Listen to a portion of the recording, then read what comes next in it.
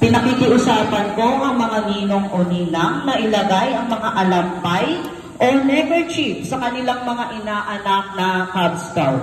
Ito ay bilang tanda ng kanilang pagiging nasapi sa Scouting.